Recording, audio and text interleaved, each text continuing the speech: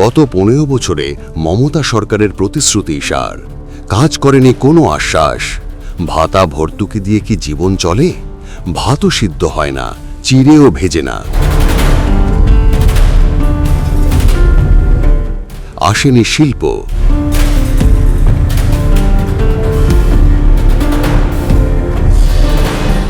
রাজ্যের মেধাদের তাই দিতে হয় ভিন রাজ্যে পাড়ি।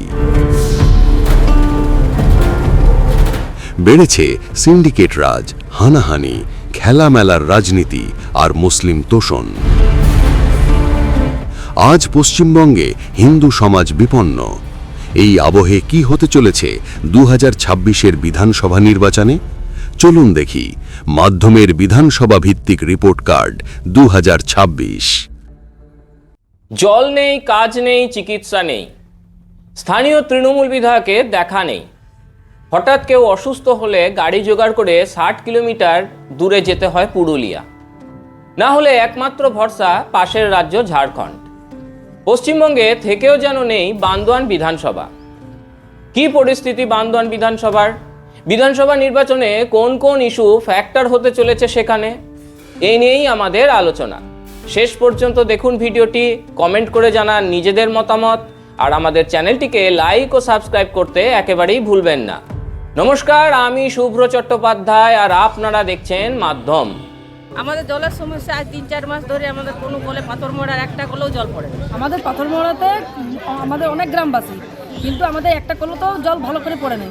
আর আমাদের উপরন্ত যে কলে জল পড়ছে সে কলে সবাই আসছে, আর আমাদের পাড়াতে পাড়াতে গন্ডগোলের সৃষ্টি হচ্ছে, মাথা ফাটাফাটি হচ্ছে, গড়ে ভাঙাভাঙি হচ্ছে। তাহলে এই জিনিসটা কি ভালো হচ্ছে? আজ আমরা 4 মাস ধরে আমরা জমা দিচ্ছি, এসডিওতে জমা দিয়েছি, বিডিওর কাছে জমা দিয়েছি, কিন্তু কোনোতেই কিছু কাজ হয়নি। পুরুলিয়া জেলার বান্দোয়ান বিধানসভায় 2016 থেকেই ক্ষমতায় তৃণমূল, অথচ উন্নয়ন সে তো কবেই মুখ ফিরিয়েছে বান্দোয়ান থেকে। বিধানসভায় মোট ভোটার 2,97,903 জন। তপশিলি উপজাতির ভোটার প্রায় 37%। কি কি সমস্যা বা ক্ষোভ রয়েছে সেখানে চলুন একবার জেনে নেওয়া যাক। অভিযোগ 1, বিধায়ক খোঁজ রাখেন না বিধানসভার। 2016 সাল থেকে বান্দোয়ানের বিধায়ক তৃণমূলের নেতা রাজীব সোরেন। মাঝে মাঝে তার বিরুদ্ধে পোস্টার পড়ে। অভিযোগ, তিনি কখনো বিধানসভার মানুষের কাছে যান না, তাদের কোনো অভাব অভিযোগ সমস্যা শোনেন না। মজার বিষয় হচ্ছে তৃণমূলের একাংশই এই অভিযোগ করে পোস্টার দিয়েছে রাজীব সোরেনের বিরুদ্ধে। অভিযোগ 2, পানীয় জল। পুরো পুরুলিয়া জেলা জুড়েই পানীয় জলের সমস্যা রয়েছে। বান্দোয়ান বিধানসভায় তা চরমে। সরকারি ব্যবস্থায় প্রতি গ্রামে জল পৌঁছানোর কোনো ব্যবস্থা সেখানে নেই। গরম একটু বাড়লে টিউবওয়েল খারাপ হয়ে যায়।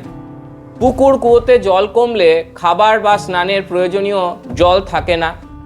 বারবার এ নিয়ে অভিযোগ জানিয়েও কোনো লাভ হয়নি, এমনটাই অভিযোগ করছেন স্থানীয়রা, এবং এ নিয়ে ক্ষোভও আছে চরমে। অভিযোগ 3, শিক্ষা দুর্নীতি। স্থানীয় বিধায়ক ডিপিএসসির পদে থাকাকালীন অর্থের বিনিময়ে একাধিক বদলি করেছেন বলে অভিযোগ। অনেক শিক্ষক শিক্ষিকাদের সমস্যায় ফেলেছেন বলেও অভিযোগ। অভিযোগ 4, কাজ নেই, বাড়ছে পরিযায়ী শ্রমিক। বান্দোয়ান বিধানসভায় না আছে সরকারি প্রকল্পে ধারাবাহিক কাজের সুযোগ, না সরকারি চাকরির নতুন নিয়োগ। বড় অংশের আদিবাসী ছেলেমেয়েদের ভিন রাজ্যে পাড়ি দিতে হচ্ছে, পরিযায়ী শ্রমিক হতে হচ্ছে, এবং এগুলো ছাড়া তাদের কাছে আর কোনো উপায় নেই। অভিযোগ 5, নিয়োগ দুর্নীতি। অঙ্গনওয়াড়ি নিয়োগে টাকা নিয়ে দুর্নীতির অভিযোগ রয়েছে রাজীব সোরেনের বিরুদ্ধে। এ নিয়ে আন্দোলনও হয় সেখানে। অভিযোগ 6, বিধায়কের বিপুল সম্পত্তির পাহাড়। শিক্ষকতার পাশাপাশি 3-4টে বাস ও নানা পরিবহন, ও সম্প্রতি নতুন একটা পেট্রোল পাম্প নির্মাণের কাজ চলছে বিধায়কের, এরকমই অভিযোগ রয়েছে সেখানে। অভিযোগ 7, আদিবাসী সমাজকে অবজ্ঞা। অভিযোগ, আদিবাসী সমাজের ভোটে জিতে আদিবাসী সমাজকেই অবজ্ঞা করেন রাজীব সোরেন। অভিযোগ, টেন্ডার দুর্নীতি।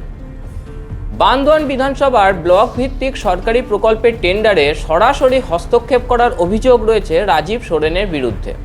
এর ফলে দুর্নীতির পাশাপাশি এলাকার উন্নয়নও ব্যাহত হচ্ছে। তৃণমূলের দৌলতে রাজ্যের অন্যতম পিছিয়ে পড়া অনুন্নত বিধানসভা হয়ে উঠেছে বান্দোয়ান। এই দুর্নীতি, অত্যাচার, অহংকার থেকে পরিত্রাণ ও পরিবর্তন চাইছে বান্দোয়ান। নমস্কার। भारत की आत्मा बसती है गांवों में और इन गांवों की शान है हमारा जनजातीय समाज।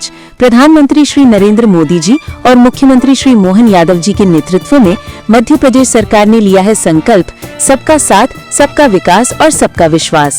धरती आबा जनजातीय ग्राम उत्कर्ष अभियान ने जनजातीय अंचलों में विकास की गंगा बहाई है। प्रधानमंत्री जनमन योजना अंतर्गत ग्रामीण आवास, सड़कें, शिक्षा और बिजली सब कुछ तेजी से पहुंच रहा है गांव-गांव। 21 जिलों में 66 मोबाइल मेडिकल यूनिट से स्वास्थ्य सेवाएं अब पहुंच रही हैं दूरस्थ अंचलों तक। जनजातीय मेहनतकश भाइयों बहनों को मिला है उनके श्रम का उचित सम्मान। 30 लाख तेंदुपत्ता संग्राहकों को 115 करोड़ रुपए की बोनस राशि और मानदेय 3000 से बढ़ाकर 4000 रुपए प्रति बोरा। ये है गरीब कल्याण और सम्मानजनक जीवन की नई दिशा। नए भारत का सपना तभी पूरा होगा जब युवा सशक्त होंगे। इसलिए UPSC, PSC, GATE, NEET, JEE और क्लैट जैसी प्रतियोगी परीक्षाओं के लिए दी जा रही है निशुल्क कोचिंग। आकांक्षा योजना और विदेश अध्ययन छात्रवृत्ति ने हजारों सपनों को दिया है नई उड़ान। प्रदेश में स्थापित 126 बंधन केंद्रों से 30,000 से अधिक जनजातीय युवाओं को मिला है रोजगार।